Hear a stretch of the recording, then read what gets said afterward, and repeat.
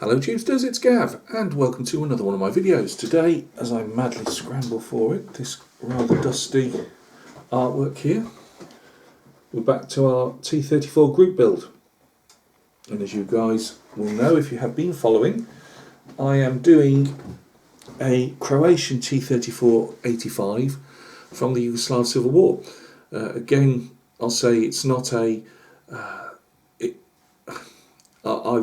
I've taken the idea for the tank from several Croatian T34s, some, dare I say it, some Serbian T34s, Bosnian T34s, might have even been some Slovene ones in there, I'm not sure. But that's the idea. It's not one single tank. I've looked at the style of the Sandbags. I've looked at well, you'll see when you do it. There has been a fair bit of progress, in my opinion, but we've still got a lot further to go yet. And bearing in mind, when it's done, I've got to get some figures sorted as well. I may be using two figures I've already got primed up and ready that weren't part of that box, Middle Eastern box set that I showed you guys a few videos back. But I've still got to make those up and just see. Whether I use them all, whether I don't, I might not even use any of them. It depends how well they've cleaned up, how well they sit actually on the tank itself. But that's yet another bridge to cross. There's a lot of bridges in this one. So, yeah, join me down at the bench, and we'll have a look at the progress on this T34 stroke 85.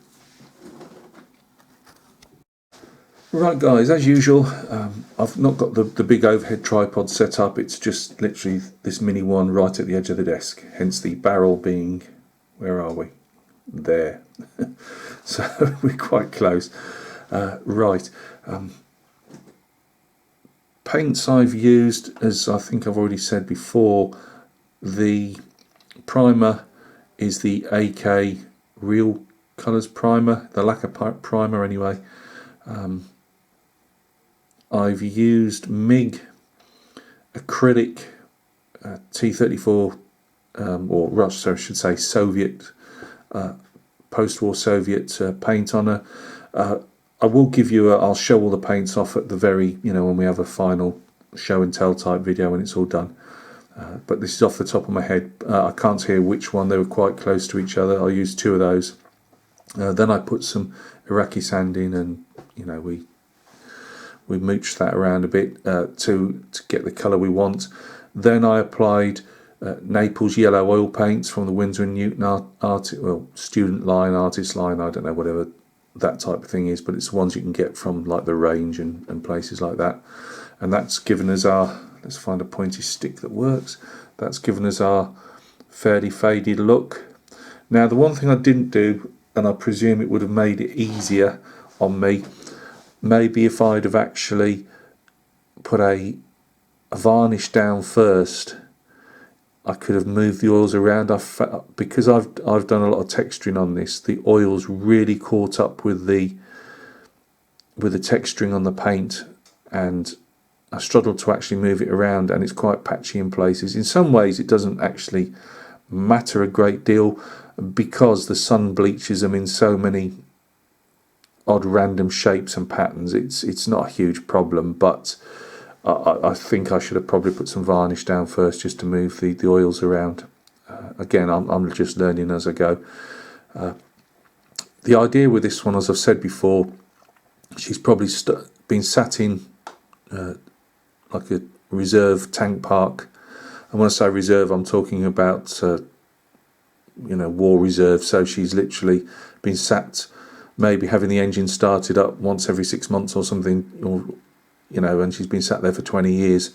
So I wanted to show a lot of chipping. What I'm trying to say is a lot of guys don't like a lot of chipping on the tanks and whatever, and I'm sure there's people rolling their eyes at this one. I don't blame you.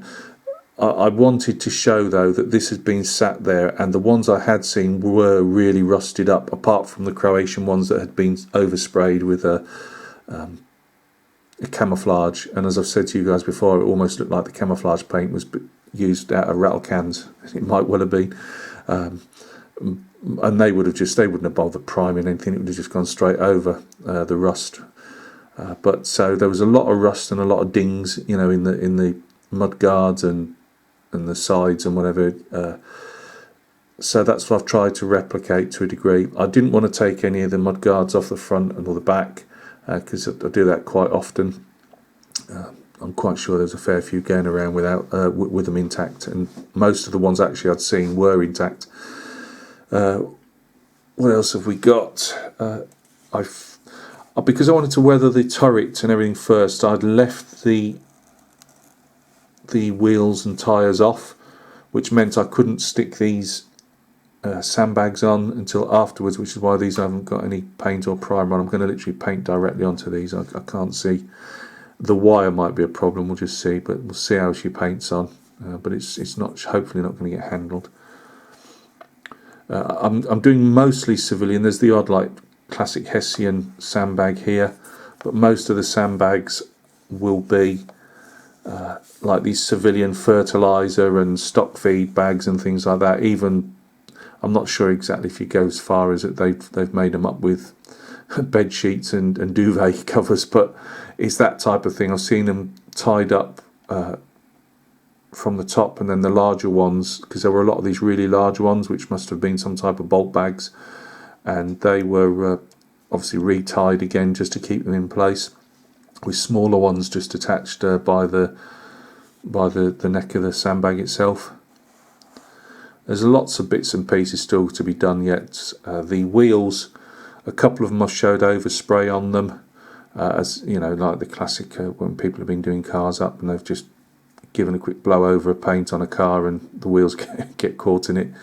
The tyres are still a work in progress. That's what I originally had on when I was painting them, as they were original Schwimmwagen tyres, so they've all got to be gone over again, and then put some weathering effects around them and that as well. That'll be done at the same time as the sandbags. These fume vents here, they need a bit of blackening around the edges where the extractors are. As you can see, there's a heck of an amount of chips. I've seen somewhere these rear deck panels have literally been no paint on them at all. There's quite a well-known picture of one. I don't know if it's a Croatian or a Serbian one, but she's grounded in a ditch by the look of it, and whether the crew set her on fire or she'd been knocked out, I don't know. But apart from some smoke damage around the top, she wasn't a burnt-out wreck, but you could see the really faded paint, and like some of the back decking was absolutely just missing paint completely, and it hadn't burnt off. It was just never there. I mean, if you look, I've said to you guys before, Kelly's Heroes, the film was filmed in Yugoslavia, obviously in the 60s, and they were, because obviously they had to pretend it was France. They were in 1944. They were using the Shermans that the Americans had supplied Yugoslavia after the war, and you can see all the chipping and that on those, because they've just been in deep reserve, and you know, they've just been sat out in a tank park probably. So we can get around like this. Worked on the exhausts. Now, with most Soviet tanks, because they have I think it was explained on something I read, you'll often find the exhausts are quite wet with oil and that, because the tolerances, I think because of the severe cold in the Soviet Union or the Russian Federation now, they need things to expand and contract or whatever, and that gives you a telltale, especially like on the T35s and things like that. You get this wet look. I haven't done that at the moment with these. I'm just debating whether to or not. I've got to look at some more photographs. This hole here was where the heater box, if I remember rightly, went in, and I've left it because I wasn't sure if it wasn't a natural one on it anyway. I've done some fuel stains on the top, but I want to make them a bit more wet.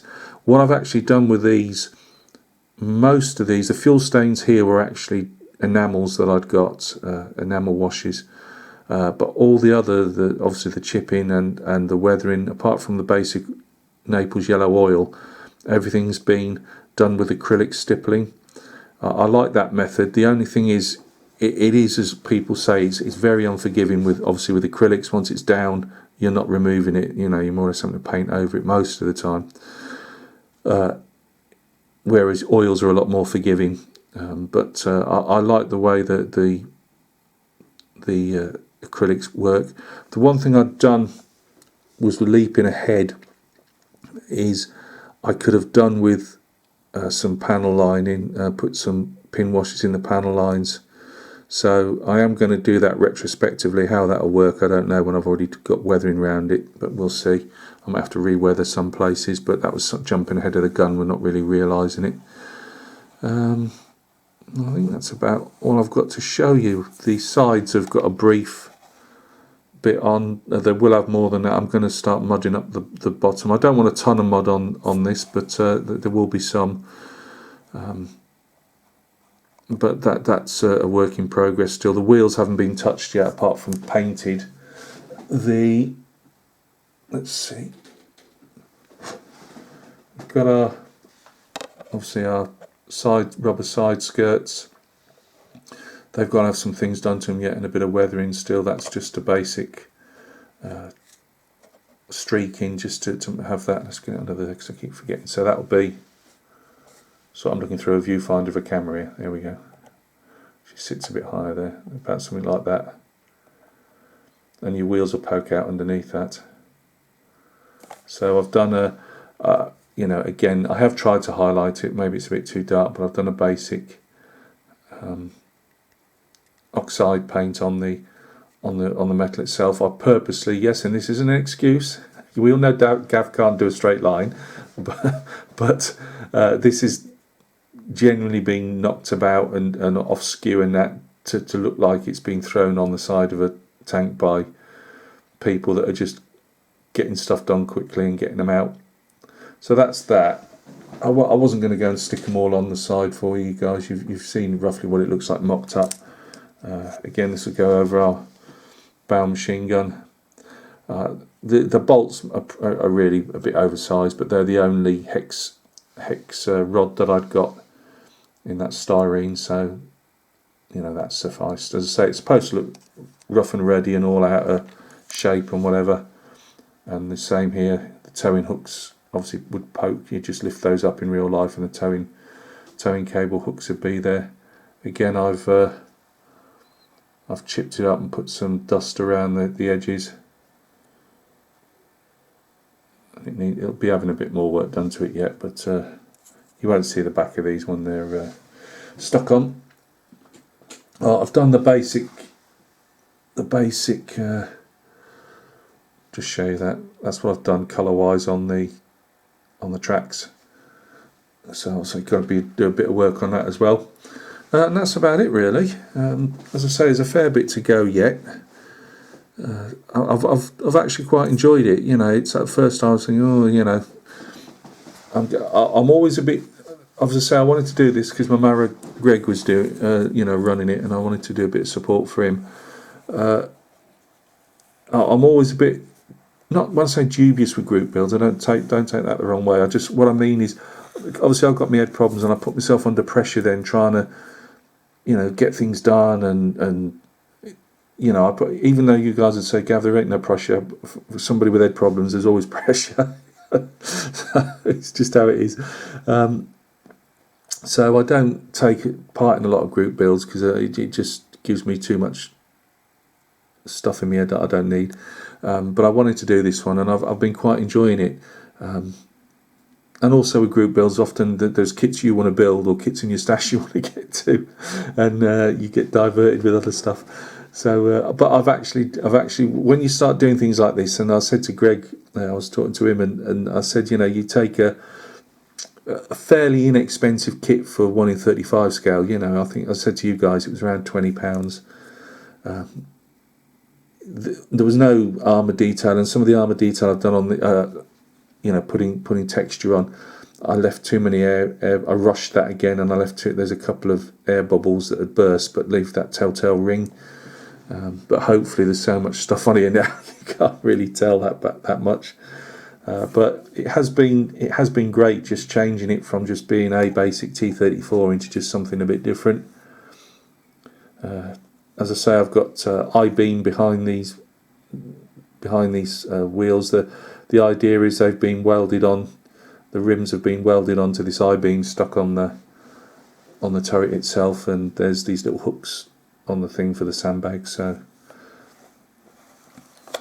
it's looking how I expect it to look. Actually, once I started putting those on last night, I made these last night and stuck them on. Then you start thinking, yeah, it looks like a homemade protected tank, if that makes sense. So the next jobs I've got to do is obviously paint the sandbags, carry on painting the and weathering the sandbags and the wheels. I'll wet up the fuel stains a bit because they look a bit dry.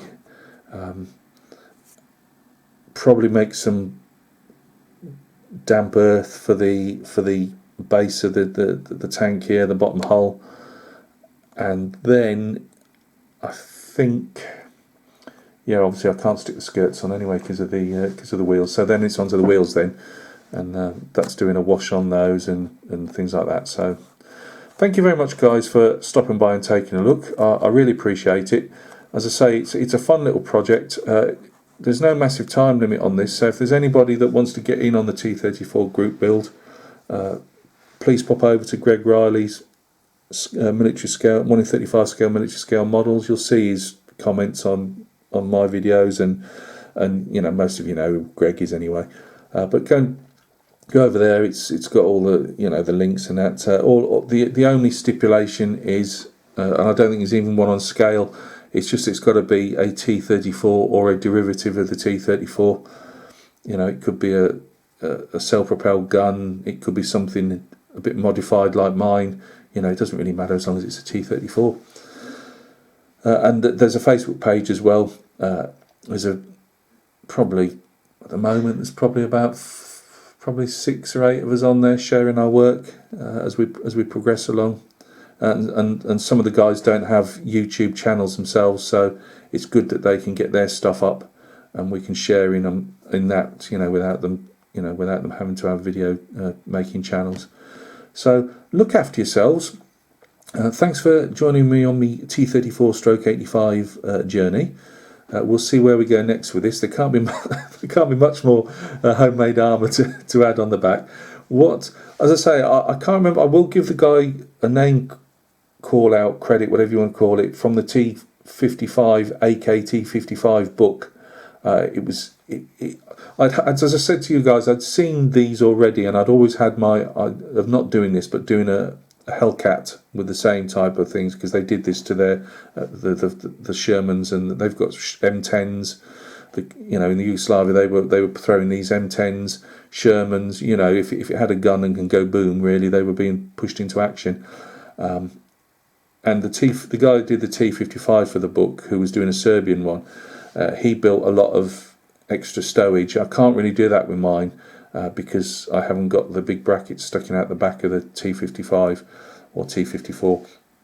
But I may, if I've got the space. I don't think I'm going to have a lot of space, because by the time that turret comes round, the bostle's going to be slightly over the back. But I would like to make some personal stowage for the crew as well.